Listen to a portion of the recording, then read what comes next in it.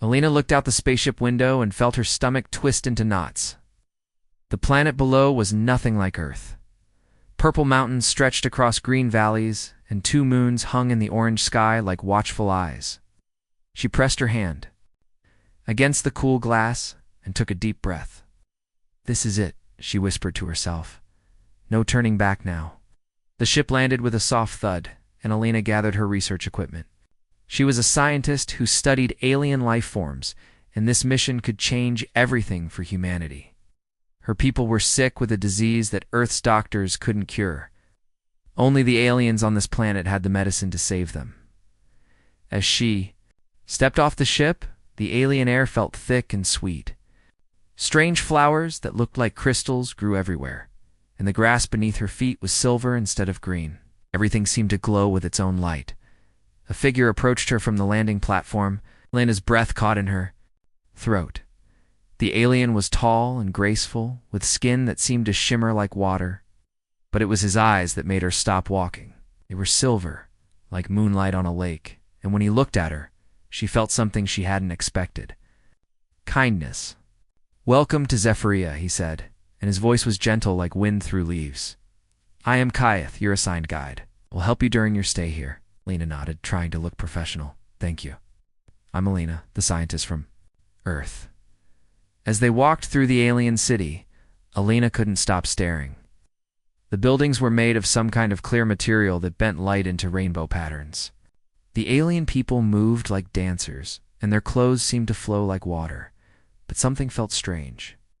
Everyone kept looking at her with curious eyes, as if they could see right through her clothes, right through her skin, into her very soul. "Are they ... reading my mind?" Alina asked quietly. Kaya's expression grew serious. "In a way, yes.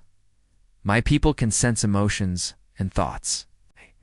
We see the colors of feelings around every living being. It's how we understand each other." Lena felt her cheeks burn with embarrassment. "So they know I'm scared?" As Kaya said, softly, "But they also know you're brave. The fear and courage shine together around you like 2 different colored lights." They reached a building that looked like a giant flower made of crystal. Inside, other aliens sat around a curved table. Their leader, an ancient female with eyes like starlight, stood up when Alina entered. "Oh, you have come seeking our help," the leader said. "We are willing to share our knowledge with your people." Alina felt hope bloom in her chest. "Thank you. My people are dying and we need your medicine." The leader nodded slowly. "But first, you must follow our most sacred law. All visitors must undergo the revelation protocol before we can trust them with our secrets." Alina felt the blood drain from her face. She had read about this law during her preparation, but she had hoped it was just a rumor. "What exactly does that mean? You must bare yourself completely before our council of elders," the leader explained. "Not just your body, but your mind and heart as well. We must see your true intentions. Only then can we know if you come in peace." Elena's hands began to shake. The idea of standing without clothes in front of strangers was terrifying enough, but they wanted to see into her thoughts too, her deepest fears, her private memories, her secret shame, everything. I don't know if I can do that," Alina stammered. The leader's expression remained unchanged. "Without the ceremony, we cannot. Help your people. This is our way. This is our law." Lena felt tears sting her eyes. She thought of her sister back on Earth, sick and getting weaker every day. She thought of the millions of people counting on her to bring back the cure. But how could she expose herself like this? "I need time to think," Elena said, her voice barely above a whisper. The leader nodded. "You have 3 days. Kayeth will help you prepare and answer your questions." As they left the building, Alina felt like she was drowning. The weight of her mission pressed down on her shoulders like a heavy stone. How could she choose between her dignity and her people's lives? Kayeth walked beside her in silence until they reached her quarters, a beautiful room with walls that showed the moving clouds outside. Finally, he spoke. "I know this is difficult for you," he said. "Your people value privacy in a way we do. Not understand, but I want you to know something important." Alina looked up at him, surprised by the warmth in his voice. "During the ceremony, I will be your guardian. It is my job to keep you safe and comfortable. I will not let anyone harm you or judge you. My eyes will be your shield." Something in his voice made Alina feel a little less afraid. When she looked into his silver eyes, she saw no cruelty or hunger for power. She saw only gentleness and genuine care. "Why are you being so kind to me?" she asked. Kaya smiled, and it was like watching the sun rise. "Because you're far from home, afraid and trying to save your people. It takes incredible courage. You deserve kindness." For the first time since landing on this strange world, Alina felt like maybe, just maybe, she might be able to survive what was coming. Those gentle silver eyes made her feel like she wasn't completely alone in this impossible situation. But she still had to decide if she could go through with the ceremony. 3 days to choose between her fear and her people's future. To find the courage to bare herself to strangers, as she looked out at the alien sunset painting the sky in colors she had no names for, Alina wondered if she was strong enough to do what needed to be done. Alina couldn't sleep. She tossed and turned on the strange bed that felt like sleeping on a cloud, but her mind wouldn't stop racing. Every time she closed her eyes, she imagined standing in front of the alien council, completely exposed and vulnerable. Her heart would start pounding, and she'd sit up gasping for air. On the second night, she gave up trying to sleep and walked to the window. The alien city looked peaceful under the light of the 2 moons. Soft music drifted through. The air not quite like any Earth music, but beautiful in its own way. She pressed her forehead against the cool glass and tried to calm her racing thoughts. "You're awake again," came a familiar voice behind her. Alina turned to see Kayeth standing in the doorway. He wasn't wearing his formal robes from earlier. Instead, he had on simple clothes that made him look younger and more approachable. "I'm sorry," Alina said quickly. "I didn't mean to disturb anyone." Kaya stepped into the room, his silver eyes gentle with concern. "You didn't disturb me. I could sense your distress from my quarters nearby. Your emotions are very strong." Alina felt embarrassed. "I keep forgetting you can feel what I'm feeling. That must be annoying." "Not annoying," Kayeth said softly. "Concerning you're in pain, and I don't like seeing that." He paused, then added, "May I sit with you? Sometimes talking helps." Alina nodded and moved over on the window seat. Kaya sat beside her, careful to leave space between them. For a moment, they just looked out at the glowing city in comfortable silence. "I've been researching your ceremony," Alina finally said. "I've read everything I can find, but I still don't understand how it works." Kayeth turned to face her. "What would you like to know?" "The emotional part," Alina said, her voice small. "How do you... see into someone's mind? What will you actually see?" Kayeth was quiet for a long moment. "We don't see thoughts like words in a book, see feelings as colors and shapes. Sadness might look like blue rain. Anger could be red fire. Love often appears as golden light." He looked directly at her. "When we look at you, we see the rainbow of who you are." Lena felt her cheeks warm. "It sounds beautiful, but also terrifying." "I understand why," Kayeth said. "Your people keep your emotions private.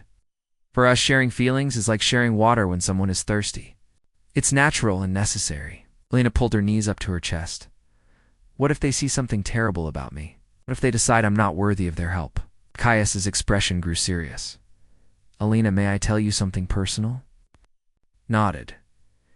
3 years ago, I was assigned to guide a refugee from a war-torn planet. She had been through terrible things, things that left scars on her soul.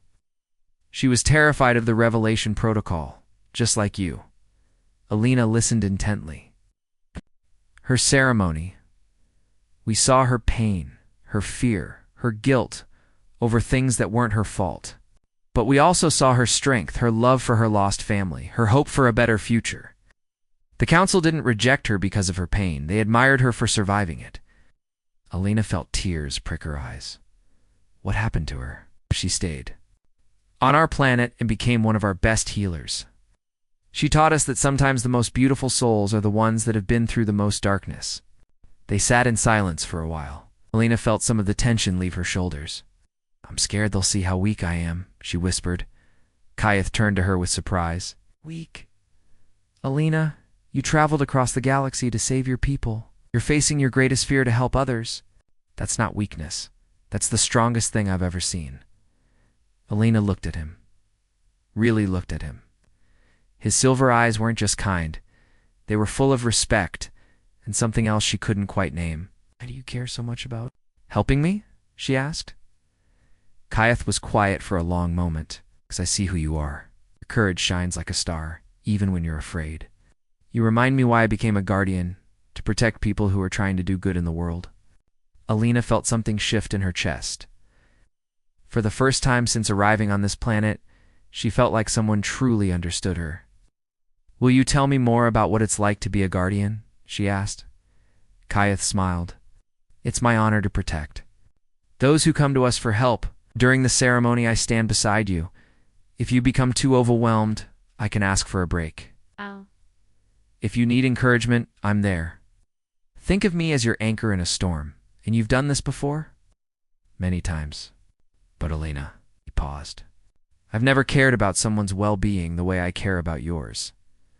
Alina's heart skipped. "What do you mean? Usually I do my duty and that's enough. But with you, I find myself thinking about your comfort, your fears, your happiness. Want to protect you not just because it's my job, but because you matter to me." Alina felt warmth spread through her chest. "You matter to me too. I don't know how, but being around you makes me feel safe." They looked at each other, and Alina realized something had changed between them.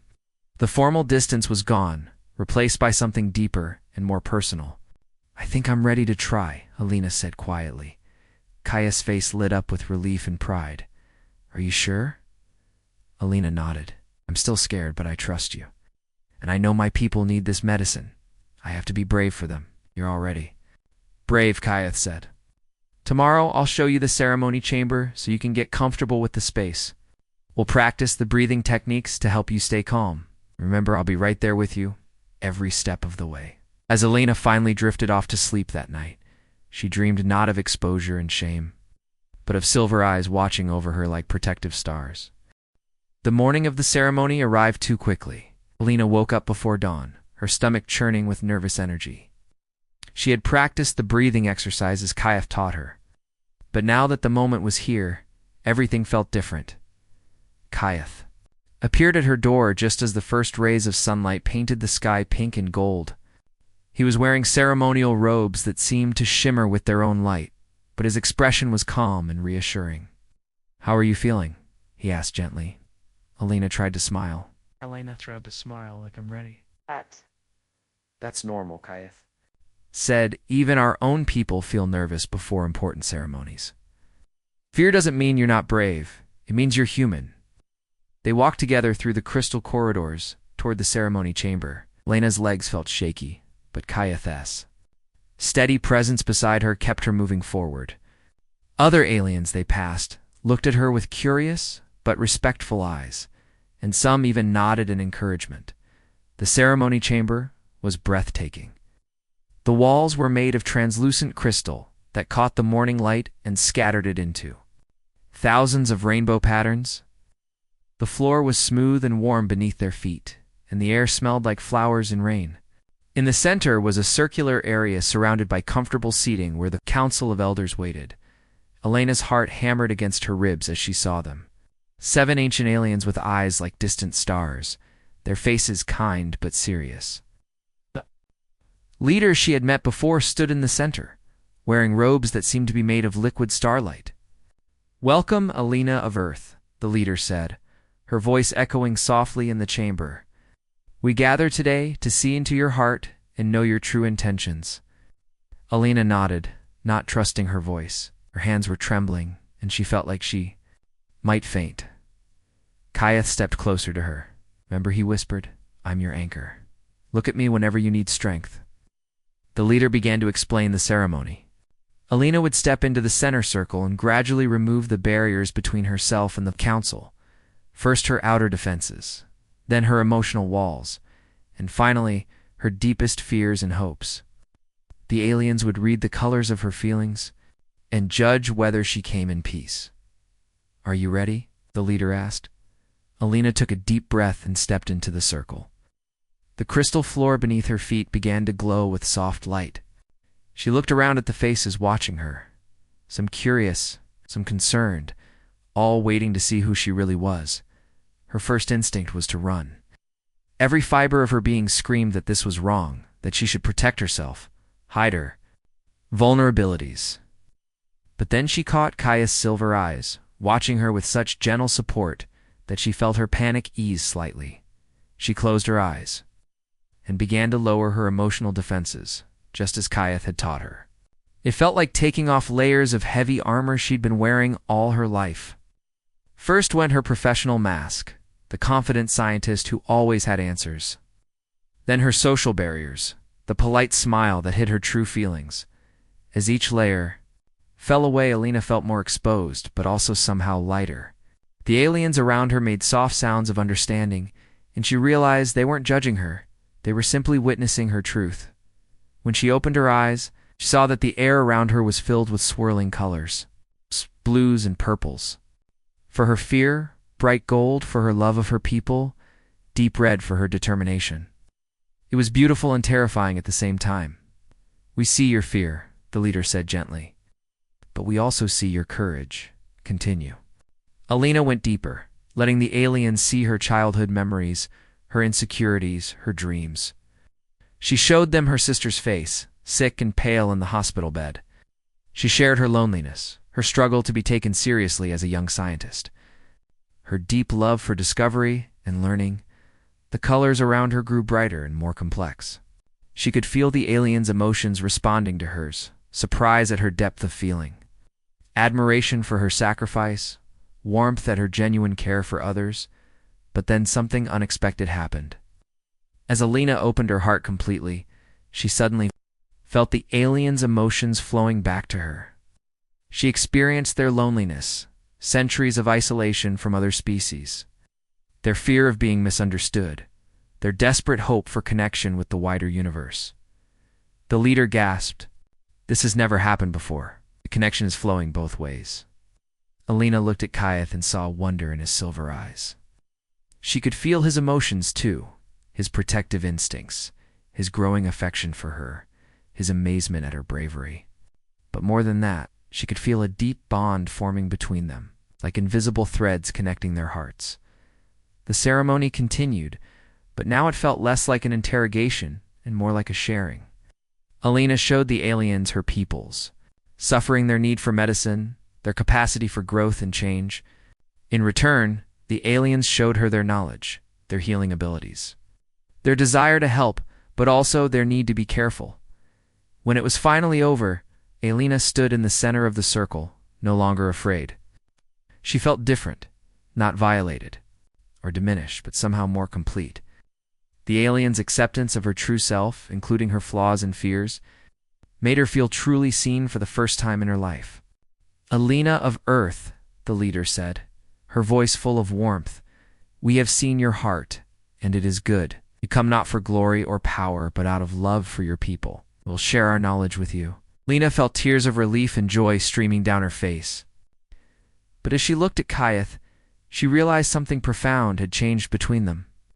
The bond formed during the ceremony was unlike anything she'd ever experienced. She could feel his emotions as if they were her own, and she knew he felt hers just as strongly as the council dispersed. Kyath approached her with eyes full of wonder and something deeper, something that made Elena's heart race in an entirely new way. "What happened to us in there?" she asked softly. Case's voice was barely above a whisper. "I think we became connected in a way that goes beyond anything either of our species has experienced before." Lena realized that in bearing herself too. Save her people. She had found something she'd never expected, a connection that transcended the boundaries between worlds. 3 days after the ceremony, Elena's peaceful world came crashing down. She was in the research lab, carefully studying the alien healing crystals the council had given her, when her communication device buzzed with an urgent message from Earth. The face that appeared on the screen made her stomach drop. It was Commander Hayes, her mission supervisor, and he did not look happy. "Alina, we need to talk immediately," he said, his voice cold and professional. "I've been hearing disturbing reports about your behavior on that planet." Elena's heart sank. "What kind of reports?" Reports that you participated in some kind of alien ritual that compromised your dignity and potentially your judgment. The Space Council is questioning whether you're still fit for this mission. Alina felt anger flare in her chest. Sir, I did what was necessary to gain the aliens' trust. I've secured the medical knowledge we need to save our people. At what cost? You were supposed to maintain professional distance, not get emotionally involved with the aliens. Elena's cheeks burned. News of her connection with Kayeth had somehow reached Earth. My personal relationships don't affect my ability to do my job, don't they? Hayes leaned forward. Because from where I'm sitting, it looks like you've been compromised. I'm sending a replacement team to finish the mission. The transmission ended, leaving Alina staring at the blank screen. She felt like she'd been punched in the stomach. After everything she'd been through, after facing her deepest fears, they were questioning her competence. Meanwhile, Kayeth was dealing with his own problems. He stood in the High Council chambers, facing 5 senior members who looked distinctly unhappy with him. Guardian Kayeth, said Elder Zara, her star-like eyes cold with disapproval. Your behavior during the recent ceremony has raised serious concerns. Kayeth kept his expression neutral. I performed my duties as assigned. Did you? Elder Zara's voice was sharp. Because our reports suggest you formed an inappropriate emotional attachment to the human female. This bond you've developed goes far beyond normal Guardian protocols. Another elder, his skin glowing with irritation, spoke up. Guardians are meant to protect and observe, not to become emotionally involved. Your feelings for this human may have compromised your judgment. Kayeth felt a flicker of anger. My feelings have not affected my ability to serve Zafria. If anything, they've helped me better understand the human perspective. That's exactly the problem, Elder Zara said. You're supposed to represent our interests, not theirs. The connection you've formed with Alina is unprecedented and potentially dangerous. Dangerous how? Kayeth challenged. Because it creates divided loyalties. How can we trust you to put Zephoria first when your heart is clearly with someone from another world? The words hit Kayeth like a physical blow. He had dedicated his life to serving his people. And now they were questioning his loyalty because he had feelings for Alina. That evening, Alina and Kayeth met in their usual spot by the Crystal Gardens. Both looked exhausted and troubled. A day. Want to replace me? Alina said without preamble. Or it thinks I've been compromised. Kayeth's expression darkened.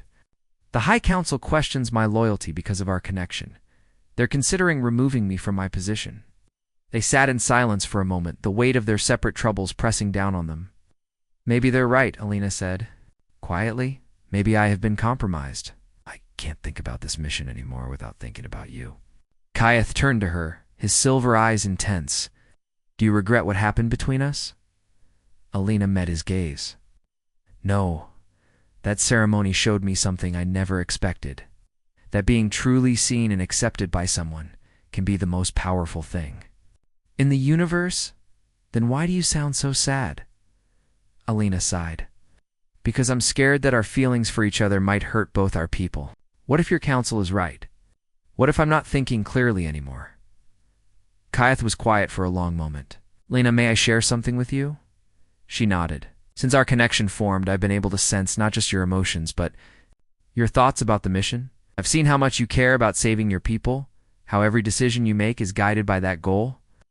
You haven't been compromised. You've become more focused, more determined. Alina felt tears prick her eyes, but they don't see it that way, because they're afraid of what they don't understand, Kayeth said. Both our peoples are scared of connections that cross the boundaries between worlds. Alina leaned against him, drawing comfort from his presence. What do? We prove them wrong, Kayeth said firmly. We show them that our connection makes us stronger, not weaker. That love doesn't divide loyalties, it multiplies them. Alina looked up at him. You said love. Kayeth's expression softened. Yes, I did, because that's what this is, isn't it? I love you, Alina. I love your courage, your compassion, your brilliant mind. I love how you faced your fears to save your people. Alina felt her heart swell. I love you too. I never expected to find someone who could see all of me and still care. Then we fight for this, Kayeth said. We fight for us, and for the bridge our connection could build between our worlds. But even as they held each other in the garden, both knew the challenges ahead would test their love in ways they couldn't imagine. Earth was sending a replacement team, and the High Council was watching Kaiath's every move. The next morning brought more bad news. Lena's replacement team had arrived earlier than expected, and they had orders to take over the mission immediately. At the same time, Kaiath received a formal notice that he was being reassigned to a remote outpost, far from Alina and the research project. "They're trying to separate us," Alina said when they met secretly in the archives. "Then we have a choice to make," Kaiath replied. "We can let them pull us apart, or we can stand together and prove that what we have is worth fighting for." Alina took his hand. "What are you suggesting?" "I'm suggesting we show both our peoples that love and duty don't have to be enemies. That sometimes the strongest thing you can do is fight for what you believe in." As they looked into each other's eyes, both knew that the biggest test of their relationship was yet to come. But they also knew that together they were stronger than apart. The question was whether their love would be enough to overcome the forces trying to tear them apart. Alina woke up to alarms blaring throughout the alien city.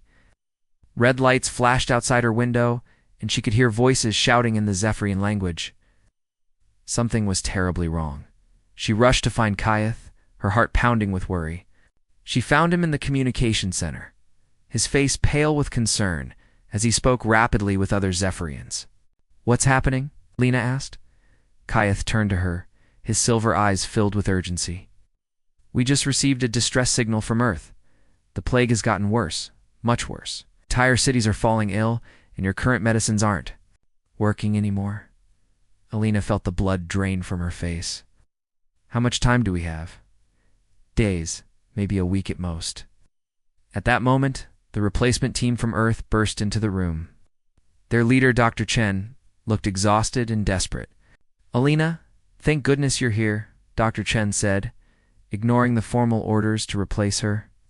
"We need that alien medicine now. People are dying faster than we can count." Lena's mind raced. "The Zephyrians gave me the healing crystals, but I haven't had time to fully understand how they work, and we need their help to figure it out quickly," Dr. Chen said. Alina looked at Kaiath. This was their moment, not just to save her people, but to prove that their connection could bridge to worlds. "I have an idea," Alina said, "but it will require both our peoples to work together in a way they never have before." An hour later, Alina stood before both the Zephyrian High Council and the Earth replacement team via video link. Kaiath stood beside her, and she could feel his strength flowing through their connection. "The plague affecting Earth has evolved," Alina began. "It's no longer responding to traditional treatments. The Zephyrian healing crystals can cure it, but only if they're properly attuned to human biology." Elder Zara frowned.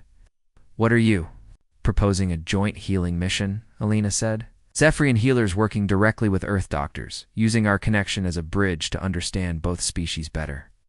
Commander Hayes appeared on the Earth's communication screen. "It's impossible. Can't risk bringing aliens to Earth, and we can't spare the time for cultural exchange." "Sir, with respect," Alina said, her voice growing stronger, "the old way of thinking isn't working.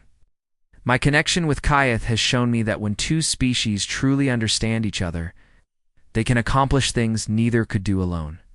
Kaiath stepped forward. "Lena and I have developed a unique bond that allows us to share not just emotions, but knowledge and understanding. Through our connection, I can help Zephyrian healers understand human biology in ways that would normally take years to learn.